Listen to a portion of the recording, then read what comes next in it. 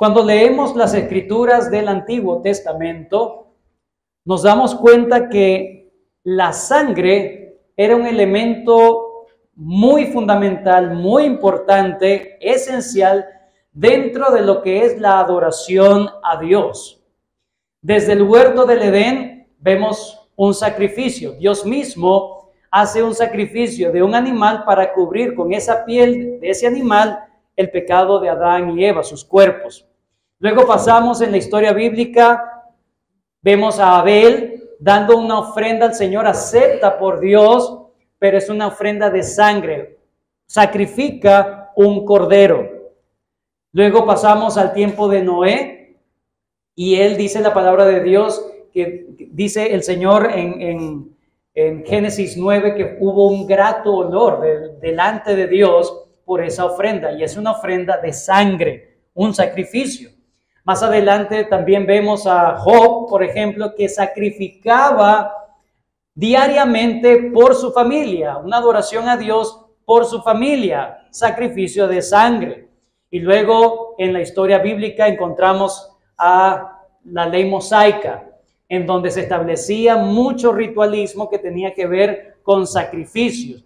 No solamente había un sacrificio en la ley mosaica una vez al año, en el día de la expiación, era diario y era 2 veces al día. En la mañana había sacrificios y en la tarde había sacrificios.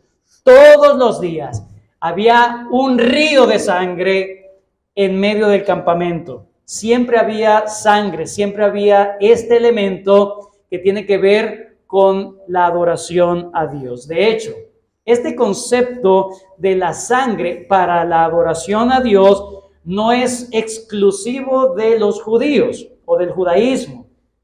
Todos los pueblos primitivos que estaban cercanos de la antigüedad, que estaban cercanos a Israel, todos practicaban el sacrificio, el derramamiento de sangre inocente para sus cultos paganos. Ahora, con lo que acabo de decir, no quiero que entendamos que el judaísmo tomó prestado de estas civilizaciones antiguas para hacer su ritualismo.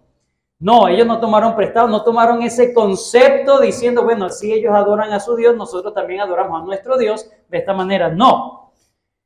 Dios mismo estableció esto en el corazón de los hombres. Todos los hombres entienden que delante de Dios, para adorar, para acercarse, para purificar sus pecados y entrar delante de la presencia de Dios, se requiere sangre. Por supuesto, los pueblos paganos sacrificaban humanos, pero Dios exigía al pueblo de Israel que no sacrificaran humanos, sino que sacrificaran animales en representación de los humanos, de las personas.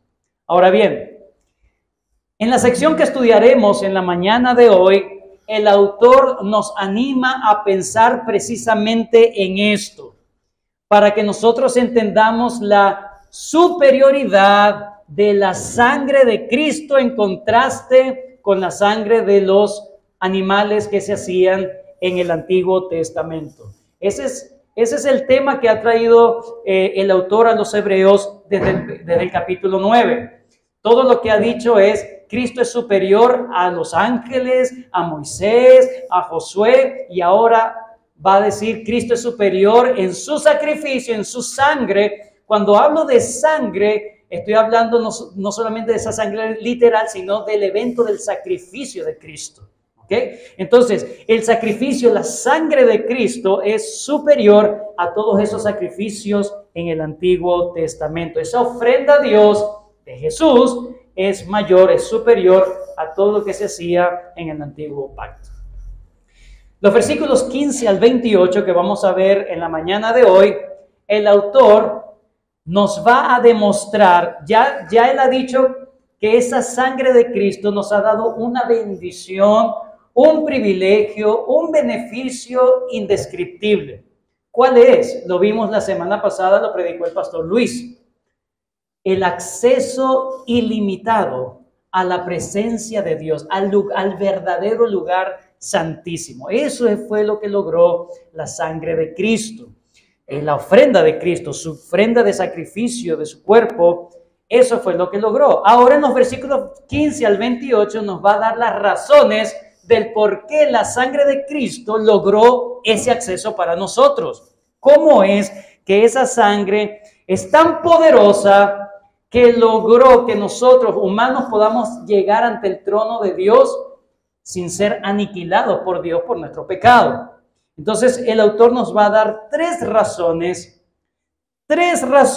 de cómo la sangre de Cristo nos permite entonces acceder al trono de la gracia. ¿Por qué podemos acceder? Porque hay tres cosas que la sangre de Cristo logró y que nunca logró y que nunca iba a lograr los otros sacrificios del Antiguo Testamento. Entonces vamos a ver estas tres cosas. Hermanos, en esta mañana voy a enfatizar esto. La sangre de Cristo es poderosa. Vamos siempre a ver el poder que tiene la sangre de Cristo o el sacrificio de Cristo o la ofrenda de su cuerpo a Dios. Vamos a ver, y el Señor nos ayuda a contemplar lo grandioso, lo poderoso, y que podamos salir de aquí adorando a nuestro Señor por su muerte, por su sacrificio hacia nosotros, hermanos. Tres razones. En primer lugar, la primera razón nos lo dice los versículos 15 al 20. Versículos 15 al 20, Hebreos 9, estamos allí. En estos versículos vamos a ver, en primer lugar, que la sangre de Cristo logró la entrada en vigencia del nuevo pacto.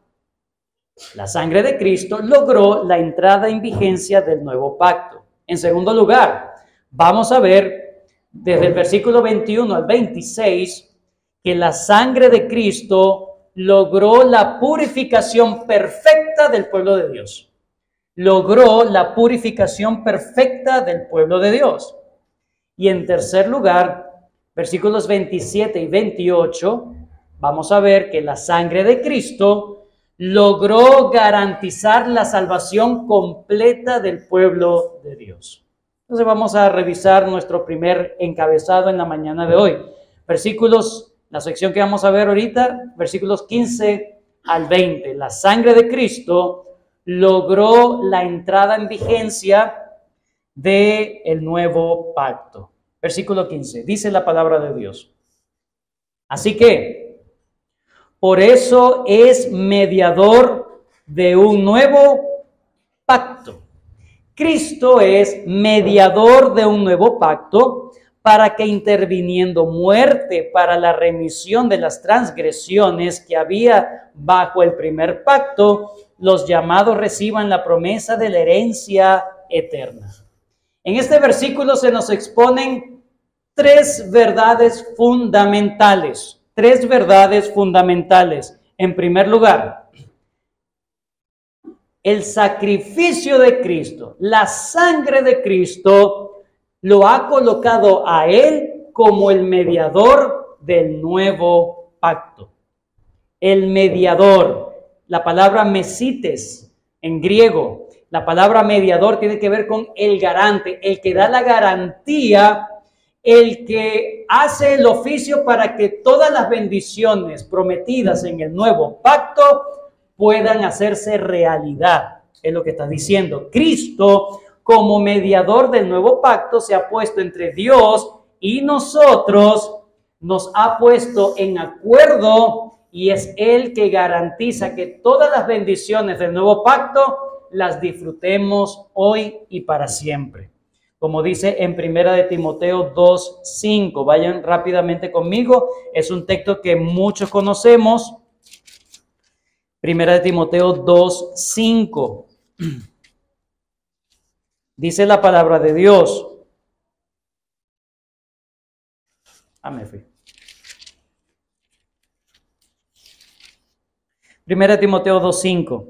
Porque hay un solo Dios y un solo mediador entre Dios y los hombres. ¿Quién es? Jesucristo, hombre.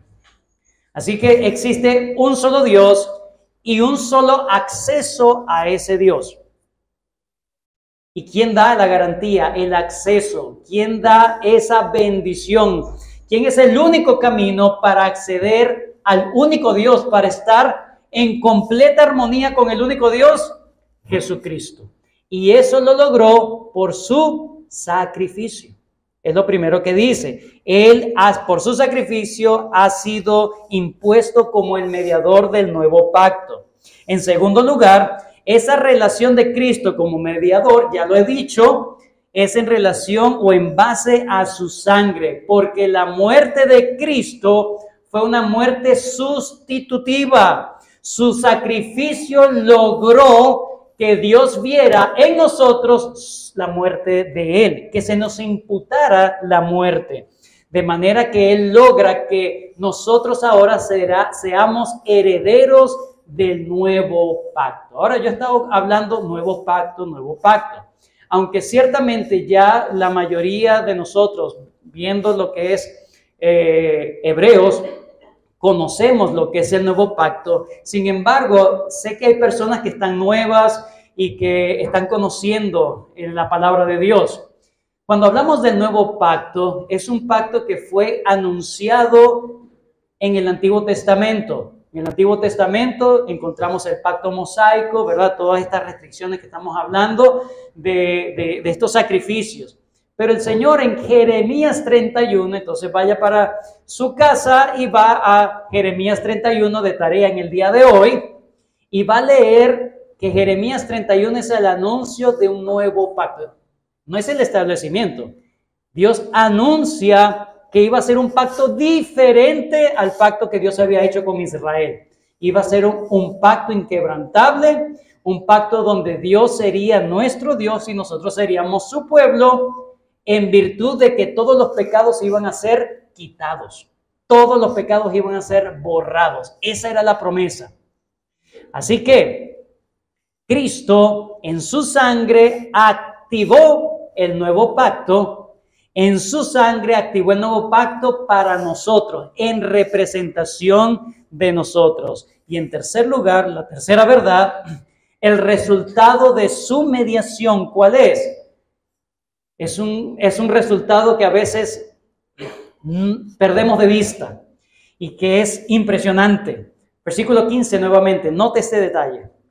Así que, por eso es mediador de un nuevo pacto, Jeremías 31, para que interviniendo muerte para la remisión de las transgresiones que había bajo el primer pacto. Cuando Cristo muere, todas las transgresiones de las personas que estaban en el antiguo pacto fueron quitadas, fueron borradas. Estamos hablando de que la sangre de Cristo es tan poderosa, no solamente que nos abarca a nosotros luego del sacrificio de Cristo, luego de la cruz hacia nosotros en el futuro, sino que abarca en el pasado. ¿Cómo es posible esto? Hermanos, porque estamos hablando de cosas de Dios. Dios es trascendente. Dios no está limitado al tiempo y al espacio como nosotros. Para nosotros hay pasado, presente y futuro. Para Dios está lejos de eso. Dios nos encapsuló allí, pero Dios está fuera de ello. Para Dios, como dicen los teólogos, Él es el eterno presente. Él es acto puro. Él no tiene sucesión de hacer cosas. Él es. Ese es Dios. Así que cuando dice que la sangre de Cristo logró la remisión de los pecados que estaban de las personas que estaban bajo el antiguo pacto, no significa entonces que las personas antes se salvaban haciendo obras o haciendo bien buenos hombres y mujeres piadosos bajo el pacto de Moisés. Así no se salvaban las personas. Las personas se salvaban porque Dios los guardaba para que Cristo en el tiempo específico pagara definitivamente por los pecados de ellos. Es decir, Dios pasaba por alto sus pecados, los guardaba para ser pagados, cancelados completamente en el momento de la historia en que Cristo se sacrifica por ellos también. Ese es el poder de la sangre de Cristo. El poder.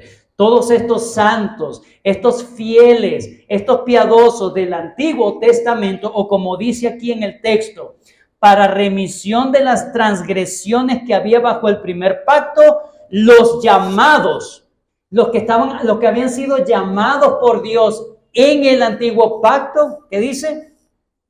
Reciban la promesa de la herencia eterna. Ellos murieron sin haber recibido eso, pero fueron guardados, y cuando Cristo muere, se hace efectivo la purificación de sus almas, digamos. Sus pecados fueron perdonados. Estaban siendo retenidos, pero en el momento de la historia, Cristo pagó por ellos. Así que la salvación siempre ha sido por medio de la fe en la sangre de Cristo. Siempre ha sido así. Estas cosas nos ayudan entonces a entender un poco que la sangre de Cristo es más poderosa de lo que nosotros pensamos. La sangre de Cristo no es para echar fuera demonios. La sangre de Cristo no es para que no nos pase nada. La sangre de Cristo es para quitar el pecado de nuestras vidas. Eso es la sangre de Cristo, el sacrificio de Cristo.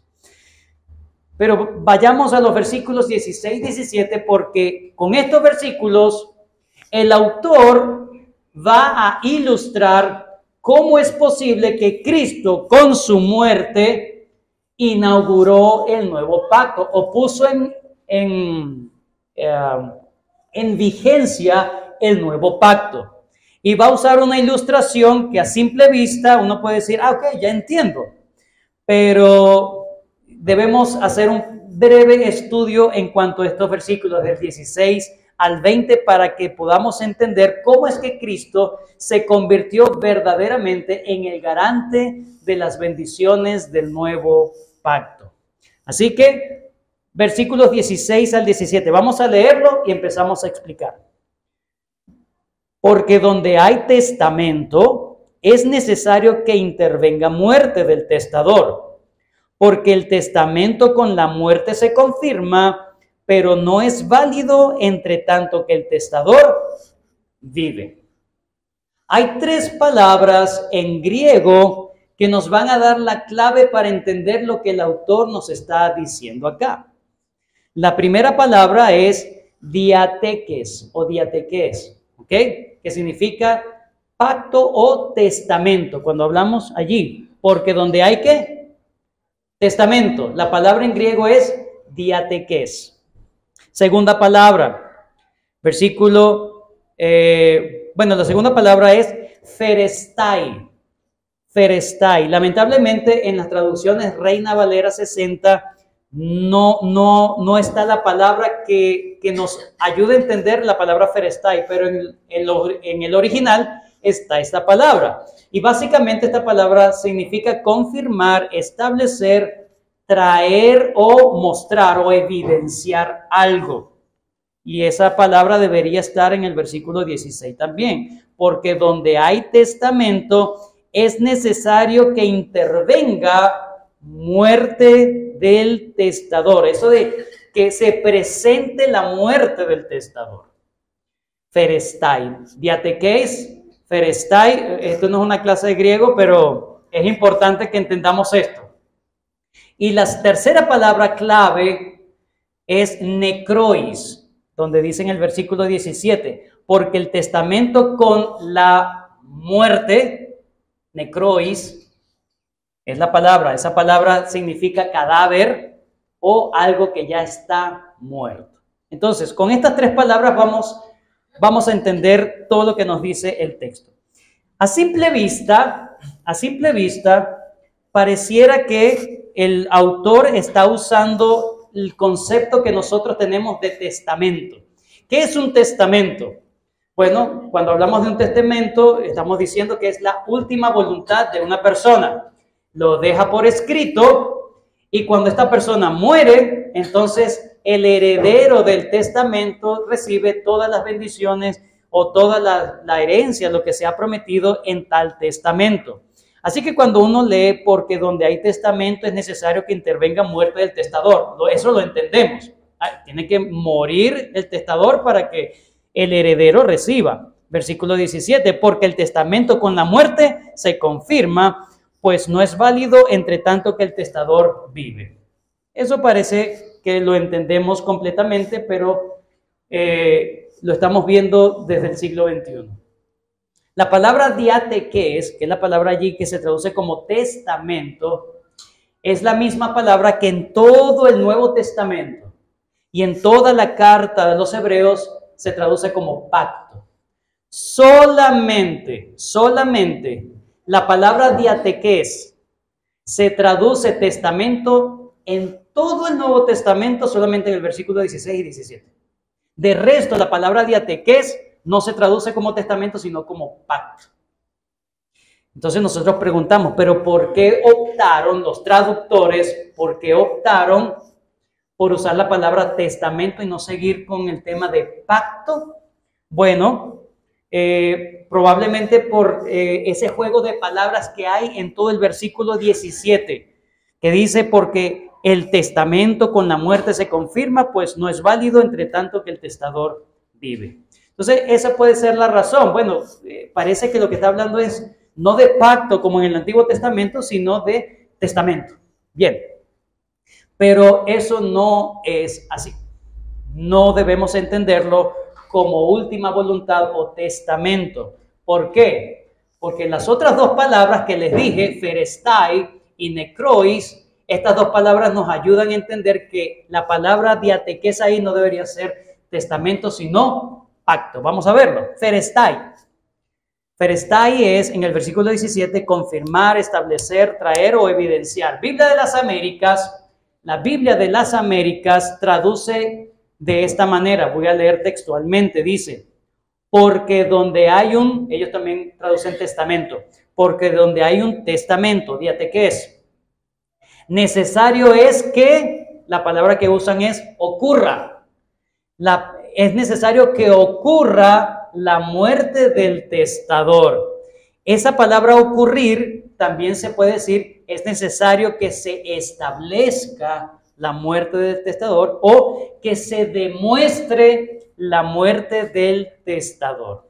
No olvidemos, hermanos, que este es un contexto judío y para ellos diateques no es tanto el testamento como nosotros entendemos, sino el pacto. Génesis 15, segunda tarea. Génesis capítulo 15, usted se va a dar cuenta de cómo Dios hace un pacto con Abraham y le dice, trae unos animales, pártelos en dos, divídelos y allí en esa división se crea un camino de sangre. Y dice que Abraham se quedó dormido, pero él tuvo una visión donde Dios pasaba en medio de los animales muertos. En la antigüedad, así se hacían los pactos. Se traían animales, se partían en dos y los que estaban en pacto pasaban en medio de los animales. ¿Qué significaba eso en la antigüedad?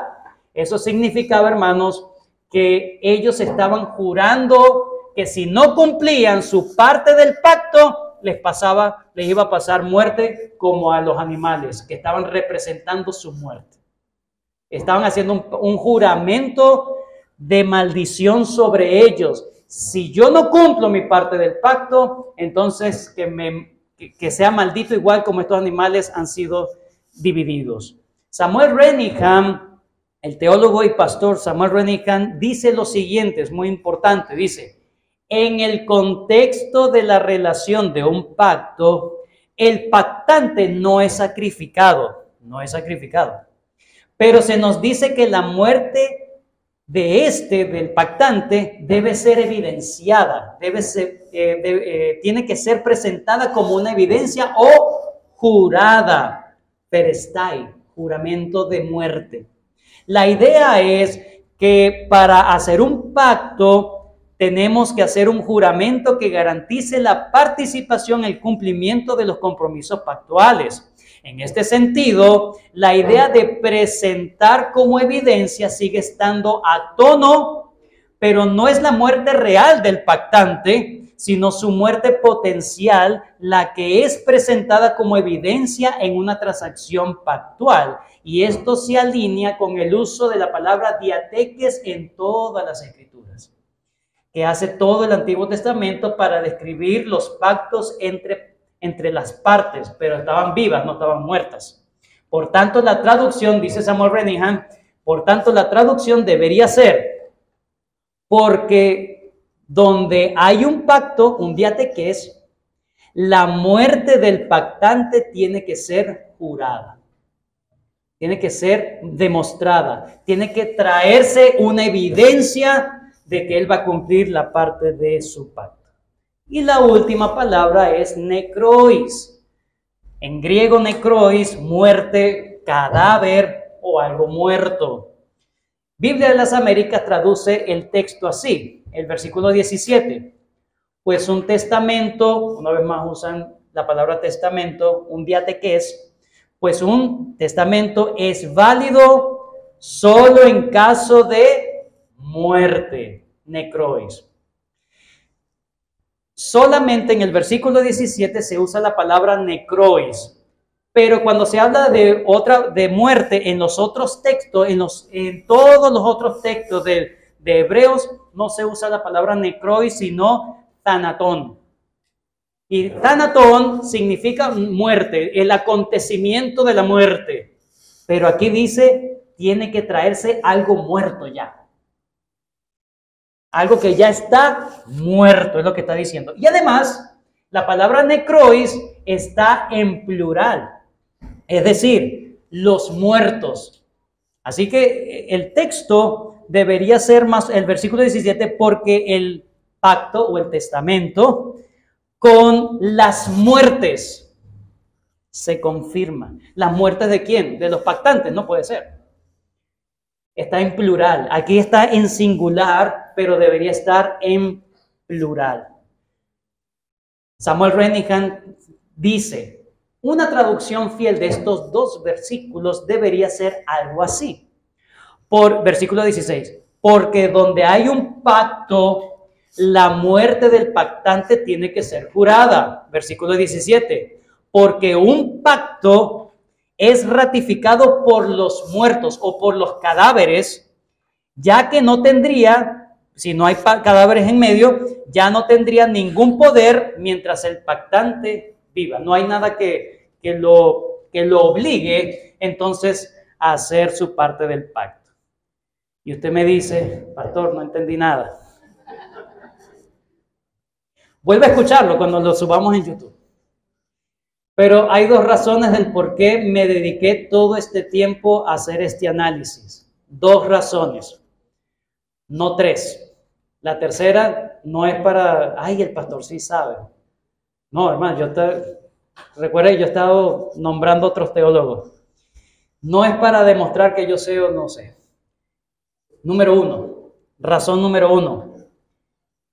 Interpretar de esta manera, de que no es un testamento, una última voluntad, sino un pacto, concuerda con el resto de los versículos que dan a continuación. Vamos a ver, versículo 18 en adelante.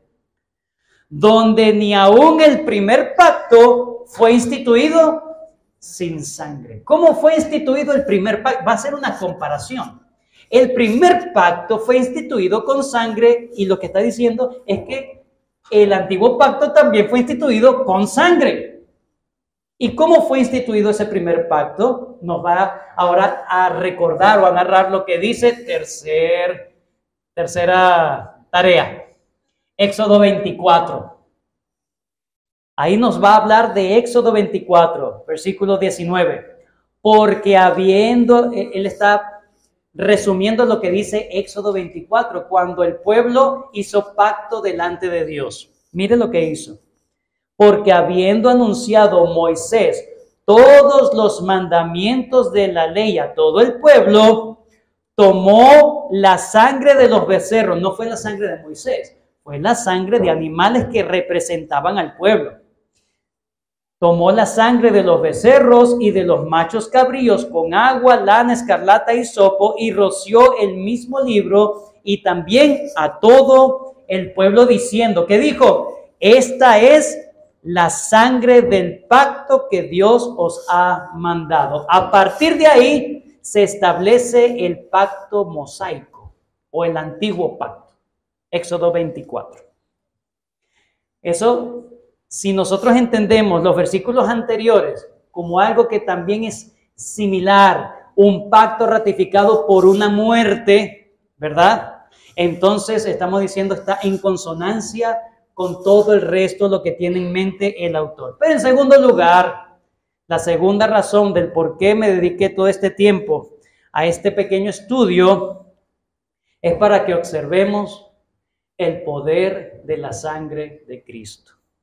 Hermanos, en la antigüedad los pactos entraban en vigencia una vez que había la muerte de alguien que representaba el garante del pacto.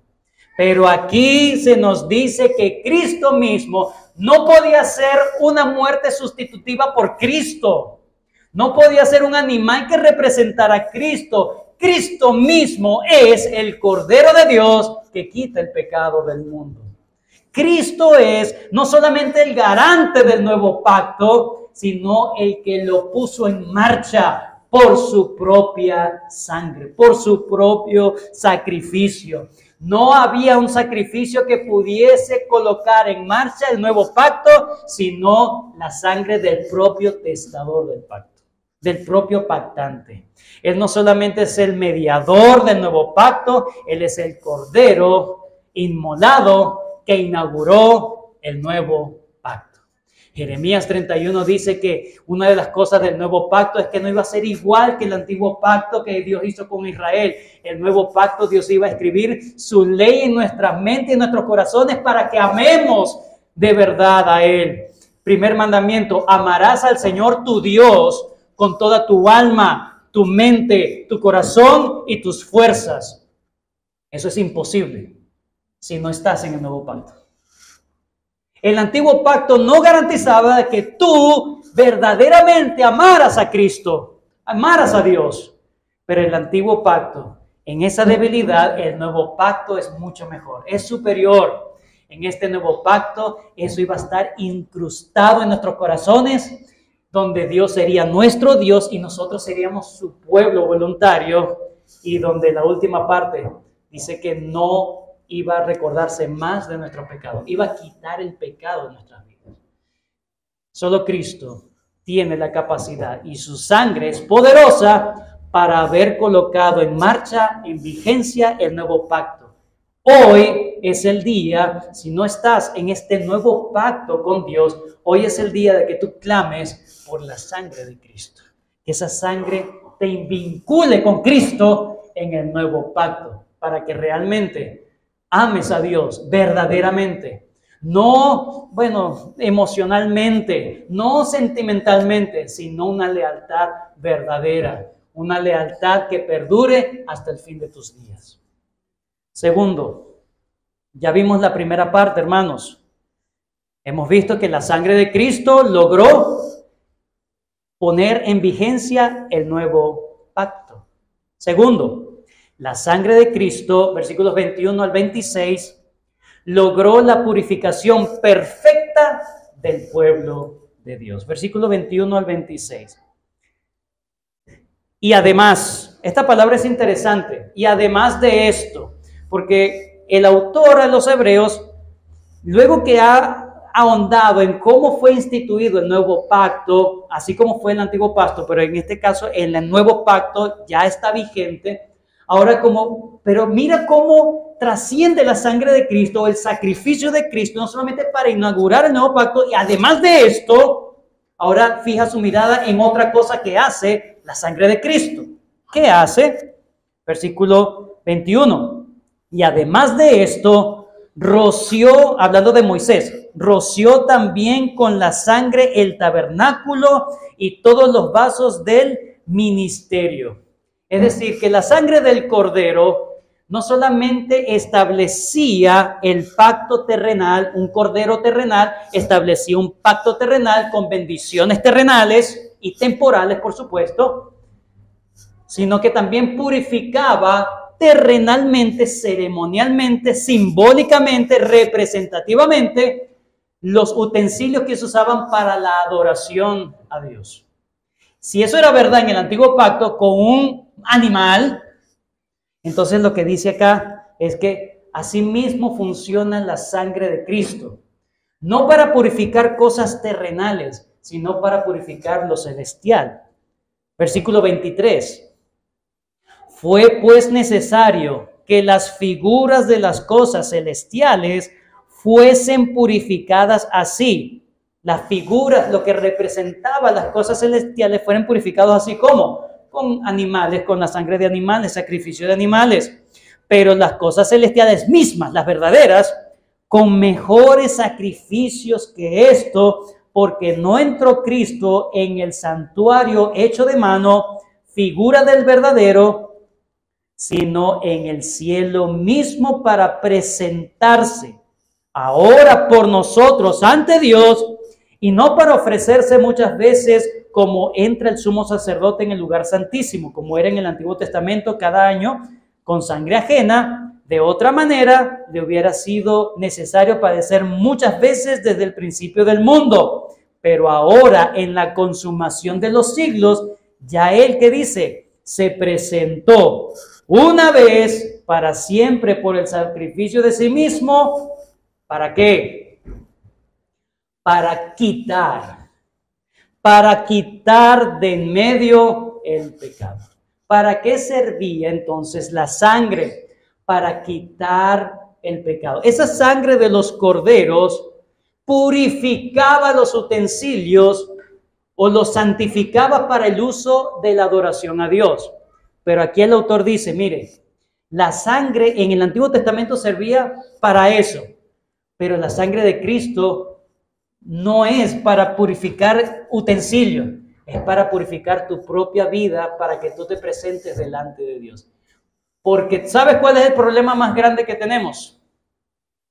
El problema más grande que tenemos y que se resuelve, no se va a resolver el 28 de julio. Ese no es el problema más grande. El problema más grande es que tú y yo somos transgresores de la ley, somos pecadores.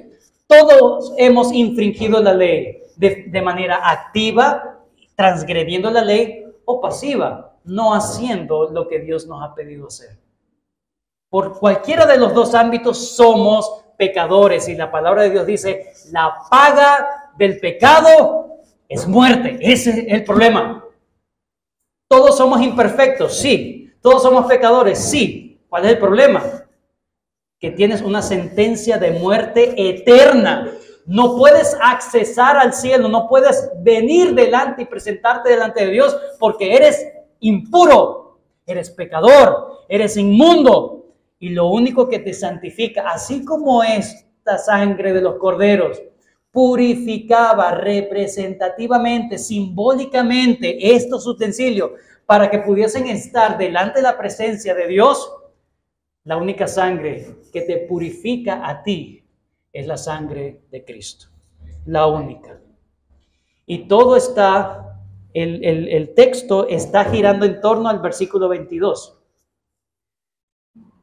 Y casi todo es purificado según la ley con sangre. ¿Por qué dice casi todo? Porque en el Antiguo Testamento, para una persona purificarse, ¿cómo se contaminaban las personas? No podías llegar tú al tabernáculo si habías tocado un muerto o si tenías algún tipo de enfermedad. No, había muchas cosas que te contaminaban y no te daban el acceso a estar en el tabernáculo. Entonces dice, para eso necesitabas que te rociaran sangre. Es decir, alguien pagaba por tu inmundicia, alguien pagaba por tu contaminación. En este caso era un animal que no sabía nada, por supuesto, inocente en ese sentido. Y lo que dice el texto es, casi todo es purificado según la ley con sangre, porque él conoce la ley mosaica. Y el autor está diciendo, yo sé que en la ley mosaica habían personas que no tenían recursos económicos y no tenían para sacrificar. Entonces Dios condescendía para que ellos entonces presentaran ofrendas de granos, de cereales, para su purificación, pero eso eran cosas excepcionales, era muy raro ver eso. Como les dije, todo el día, todos los días en Israel se sacrificaban animales. Y eso les recordaba a los judíos: sin sangre no podemos estar cerca de la presencia de Dios. Alguien tiene que estar pagando por nosotros. Alguien tiene que estar derramando su sangre, porque Dios dice que todo el que pecare ciertamente morirá. Y estos animales representaban al pueblo. Para que el pueblo no muriera, estos animales morían en representación. Pero aquí, Cristo, en el nuevo pacto, ha muerto en representación tuya, si tú crees. Si tú crees. Casi todo es purificado según la ley con sangre, y esto es lo que ha establecido Dios. Sin derramamiento de sangre no se hace remisión. ¿Por qué? Porque la paga del pecado es muerte. Entonces la sangre de Cristo, hermanos, es una sangre grandiosa, poderosa, porque no solamente nos dice que la sangre de Cristo purifica aquellas cosas que la sangre de los animales no podían purificar. La sangre de los animales purificaban cosas terrenales, temporales y simbólicas. Era una limpieza simbólica, pero Cristo limpia verdaderamente. Quita tu pecado. Eso es el poder de la sangre de Cristo. Pero en segundo lugar, la sangre de Cristo no solamente quita el pecado, sino que lo quita eternamente de tu vida. Versículo 26 y 27. De otra manera, si Cristo, su sangre, fuera igual que la de los carneros, de estos animales en el Antiguo Testamento, si limpia las cosas terrenales, entonces tendría que estar muriendo también siempre. Pero de otra manera le hubiera sido necesario padecer muchas veces desde el principio del mundo. Pero ahora, ¿qué dice ahí? En la consumación de los siglos, en la plenitud del tiempo de Dios, se presentó una vez y para siempre. Cristo, a todos los que están en el nuevo pacto con Él, su sangre garantiza el perdón eterno de tus pecados. Perdón eterno de tus pecados, porque Él se presentó una sola vez y para siempre por el sacrificio de sí mismo para quitar de en medio el pecado. Y no solamente te purifica espiritualmente, completamente, verdaderamente, no solamente te quita definitivamente el problema del pecado eternamente, sino que ese sacrificio es aceptado. Dios, el Padre, no acepta otro sacrificio que el sacrificio de Cristo. Hay personas que le juran a Dios: Señor, si tú me haces esto, si me haces este milagrito, si me haces aquello, entonces yo me coloco unas chapas en las rodillas y me voy de rodillas caminando de aquí a allá. Hacen promesas.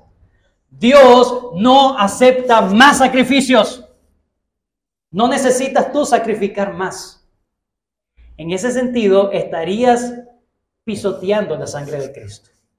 Si tú te salvas de tus pecados, portándote bien, siendo una buena madre, siendo un buen padre, siendo un buen hijo, haciendo las cosas correctamente, moralmente, si tú te salvas así, entonces ¿para qué vino Cristo? Dios no acepta otro sacrificio sino el de Él. Si tú aceptas ese sacrificio de Él hacia ti, Dios te lo imputa a tu cuenta. Una transacción federal, legal. Y solo el Padre acepta la única ofrenda, el sacrificio de Cristo.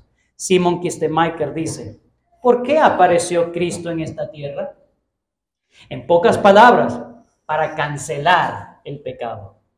Él quitó la deuda del pecado que estaba escrita en la cuenta del creyente. La venida de Cristo puso fin a dicha deuda y la cuenta muestra ahora el sello que dice pagado. Ya no debes nada a Dios. Entonces, Por eso, la sangre de Cristo es tan poderosa que te limpia tu conciencia. Es lo que no tenían en el Antiguo Testamento, versículo 13, Hebreos 9, 13 y 14.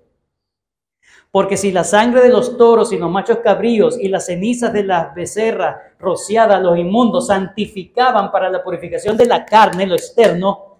14. Cuanto más la sangre de Cristo, la cual mediante el Espíritu eterno se ofreció a sí mismo sin mancha a Dios, limpiará vuestras conciencias.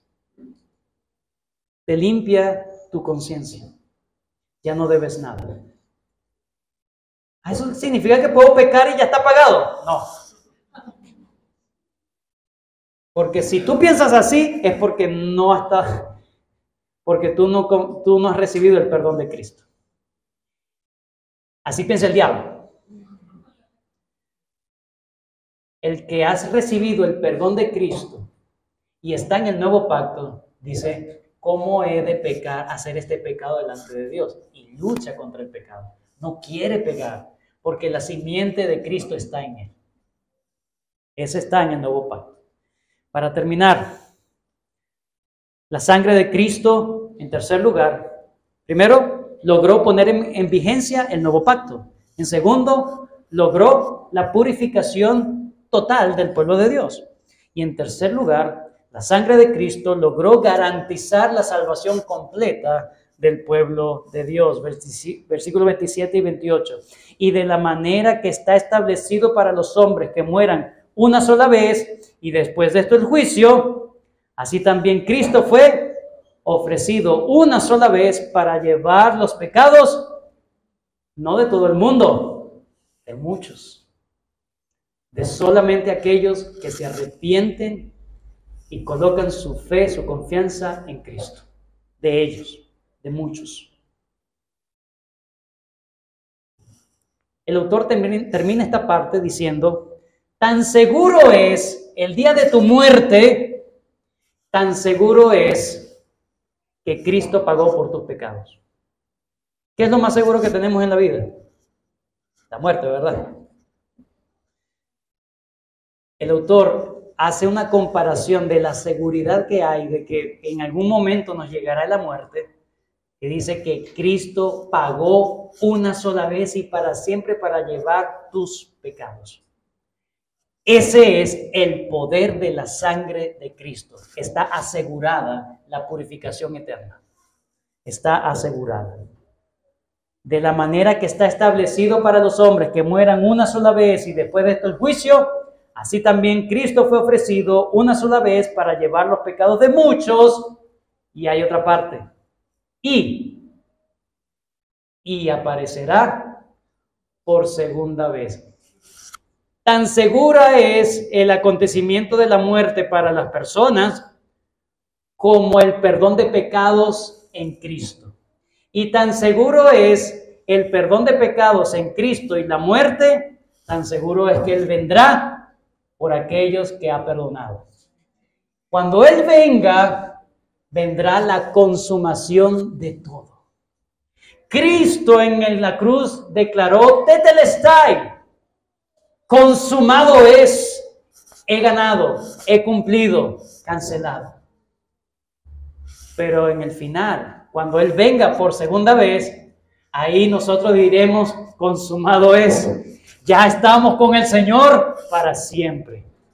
Sin pecado. Sin pecado. Versículo 28.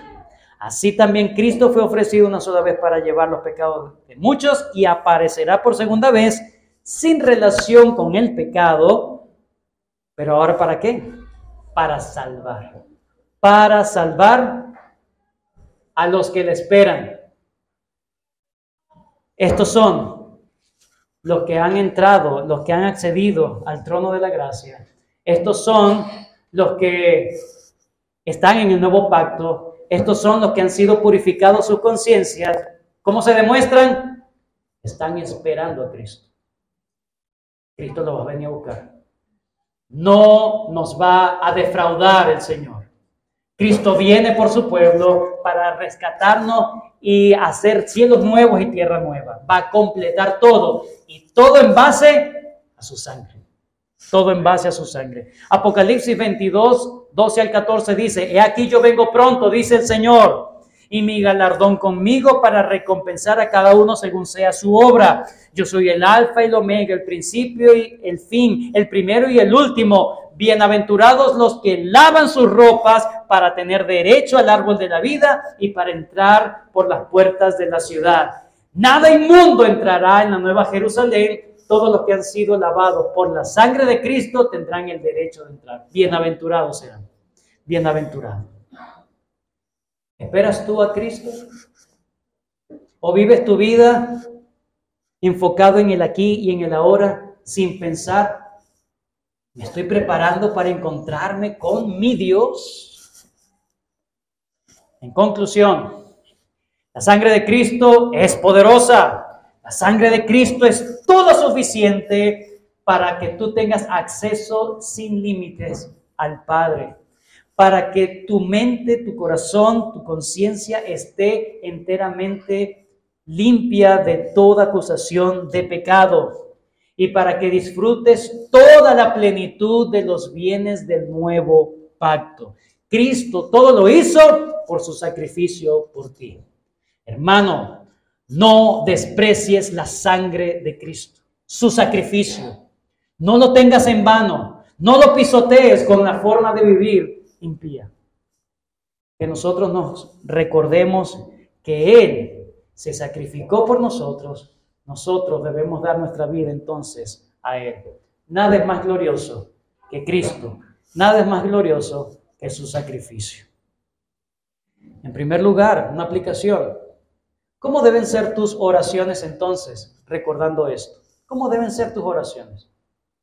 Si entiendes que tienes acceso al Padre por la sangre de Cristo, que si entiendes que eres beneficiario del nuevo pacto, que tu conciencia está libre de pecado, entonces puedes entrar a orar confiadamente. Cualquier necesidad en tu casa, en tu familia, en cualquier ámbito en lo que tú te desenvuelves, hay problemas y situaciones, pero gracias que tengo por medio de Cristo, la sangre de Cristo, puedo presentar esta condición a mi Dios y descansar en Él. No, nadie me lo va a quitar a Él. En segundo lugar, tú esperas a Cristo, estás esperando a Cristo, estás entrenando para adorar por siempre a Cristo. Y en último, ¿tú has sido purificado ya de tus pecados? ¿Has clamado tú a Cristo para que Él con su sangre te limpie de todos tus pecados y te dé nueva vida, te dé vida eterna? ¿Le has clamado? ¿Le has suplicado perdón y vida eterna a Cristo? Si no lo has hecho, hoy es el día para que lo hagas. Cristo no desprecia, no va a quitar a alguien que humildemente venga y se arrepienta delante de Cristo y le haga a Cristo el Señor de su vida. Dios no lo desprecia. Hoy es el día para tu salvación. Hermano y hermana que me escucha, esperemos a Cristo en nuestra vida cotidiana. Que todo lo que hagamos no perdamos de vista, Cristo viene, que me halle haciendo su voluntad. Gracias, Señor, por este tiempo. Gracias por tu bendita palabra. Gracias porque tu sangre es poderosa y tu sangre garantiza no solamente que seamos parte del nuevo pacto, no solamente garantiza que podamos acceder a ti, no solamente garantiza la purificación, garantiza la consumación de todo el plan de salvación en nuestras vidas. Gracias, Señor. Ayúdanos a amar y atesorar a Cristo con todo nuestro corazón. En el nombre de Jesús. Amén.